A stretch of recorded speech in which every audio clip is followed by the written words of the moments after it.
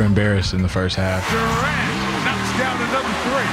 What a start here tonight. Karan Butler still got some hops at 34. Karan's dunk, that gave us a spark.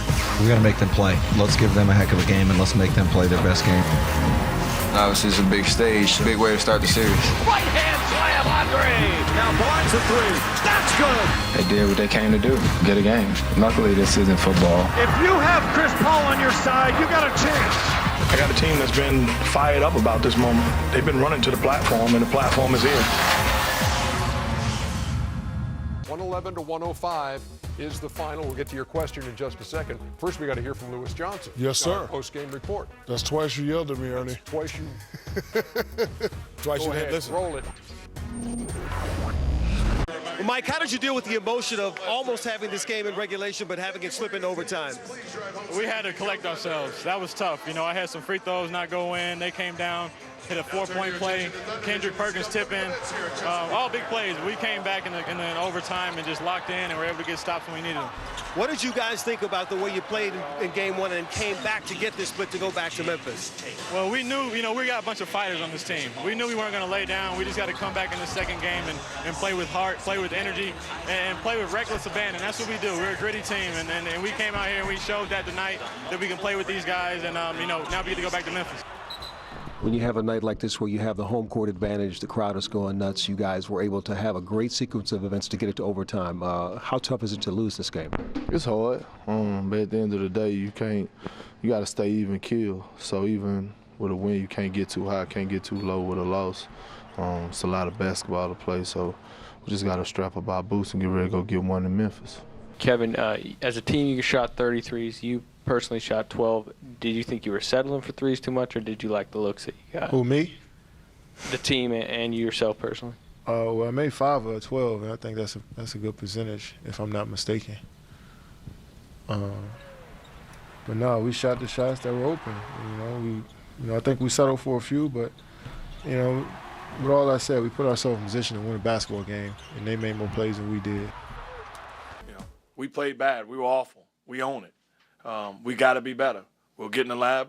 We'll make the adjustments, and we look forward to Thursday. We turned the ball over. We didn't defend it at a high level. We were tentative. They disrupted us with their intensity, with their aggressiveness defensively. Give them credit. There's no sense in pointing the finger anywhere else other than the fact that we didn't get it done. But I will say this, just like I told my team, for 82 games, we earned the 6th seed. We came here and earned home court advantage. So we will not overreact. We look forward to making the adjustments, going home, and not having a crowd win the ball game, not having a crowd take care of the basketball or get a stop or get a charge, but make the proper adjustments. And now we go in front of the best fans in the business. Doc, you led by 30 to 40 almost all night long, yet they seemed to play like it was a tie ball game. Talk about what went into that mindset. Well, we told them before the game we're playing through the finish line no matter what the score was. And our bench, you know, I thought our bench tonight was fantastic. Great in the second quarter, obviously great in the fourth quarter. They shot the ball well. They defended, and that's what we need our bench to do. So that's what that was about, you know, just no let up. Can we do 2-line layups? 2-line layups so we can get warmed up? You're not serious, are you? Well, my guys are older. Yes, sir! You're not going to win it. You're not going to win in the playoffs if you don't get loose balls. Again, 50-50 balls. We got to get them. You're not going to win. Okay, we got to get them. You got to dive on the floor. Keep that ball pressure up. Be a step sooner. Rip it out of the other team's head. Hey, but it's the defensive end. That's where we got to keep it up. You got to get the loose ball. Great defense. Great defense the last 4 possessions. That's why we went up. Let's go double figures and not look back. Good. Oh, that's good. Good D. Corner. High pick. Deny. Stay up. Go get him. Right there. Pull in. Oh. Understand something. One shot, 1 rebound, and let's go. Grind. That's what you do. I'm gonna keep yelling at you. I'm gonna keep yelling, D. I'm gonna keep yelling. You got to keep grinding. Hey, Dig down. We can play them tougher than we're playing them. Come on now. You got to compete. Let's go.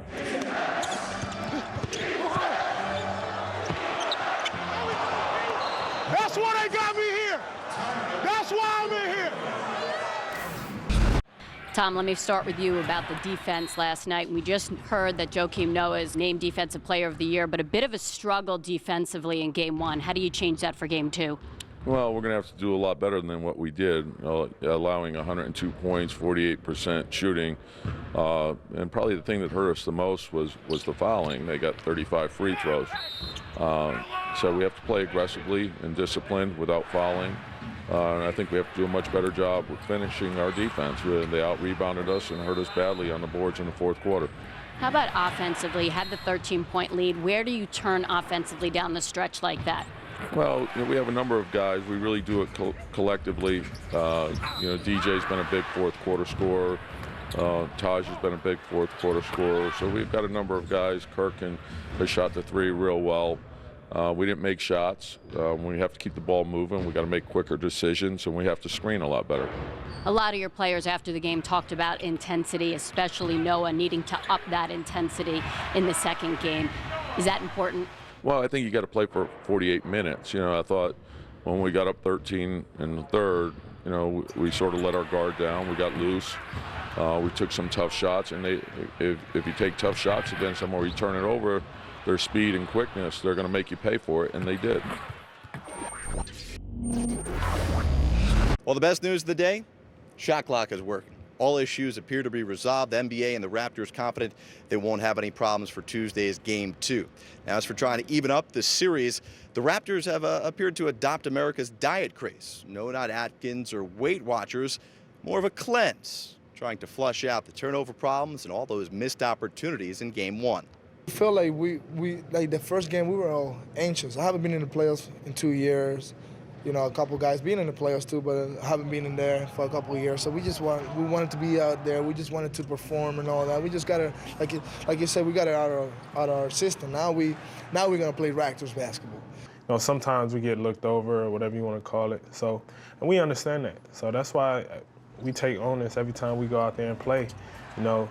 People gonna know who the Raptors are. People gonna know every single guy on this team because we laying it out there on the line. Particularly Garnett.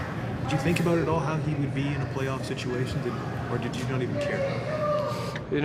He's the same Garnett as in a regular season, so I'm playing him the same way, just maybe adding 10% more effort. What's it like? Does he talk much out there? No, I don't understand English, so, I'm okay. Blue collar, gold swagger, and oh, by the way, smash mouth basketball. The identity of the Pacers has been put to the test by Atlanta's spread 5. And on the eve of Game 2, just who is this Indiana club? Take it away, David West. We're the Pacers, We're a bunch of guys who, at some point or another, were doubted, or told we weren't good enough, or told we, weren't going to be able to achieve what we've been able to achieve. And, we've used that to carry us. We're going to keep fighting. We're not going to just buy into the fact that we lost one game. We're going to just go into a corner and feel sorry for ourselves. We're not made up that way.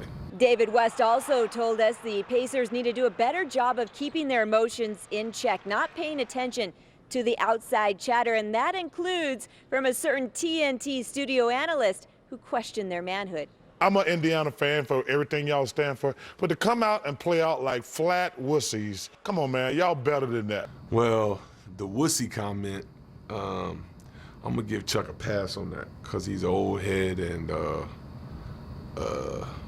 he's got it right in his older age to sort of voice his opinion. So I'm not going to comment on that any further, but that's a little funny.